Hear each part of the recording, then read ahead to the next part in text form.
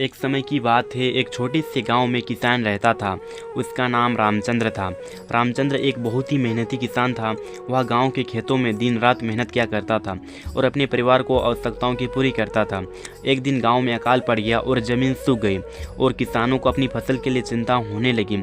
पर रामचंद्र डरने वाला सा नहीं था। वह जानता था कि मेहनत से क्या हुआ काम कभी बेकार नहीं जाता। रामचंद्र अपने खेतों को अच्छे से सिंचाई करना शुरू किया और वो दिन रात मेहनत करता रहा और पानी की बचत भी करता रहा और पौधे की देखभाल में विशेष ध्यान वो देता। और दूसरे किसान उसको हंसते और मजाक उड़ाते रहे, पर रामचंद्र अपने लक्ष्य के प्रति डटा रहा। कुछ ही समय बाद बादल गरजने लगे और बारिश शुरू हो गई। रामचंद्र की खेती के पौधे जीवित हो गए और उनकी फसल बढ़ने लगी। रामचंद्र खुशी से झूम उठा, क्योंकि उसका मेहनत और धैर्य ही है जो उसको उसके सपनों तक पहुंचा रही थी। फसल कटने के बाद रामचंद्र ने अपने परिवार के साथ आराम से खुशहाल जीने का आनंद लिया।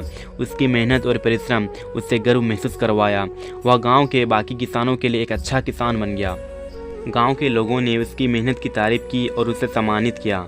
रामचंद्र की कहानी और उसके संघर्ष गांव के दूसरे किसानों को भी प्रेरित करते रहे।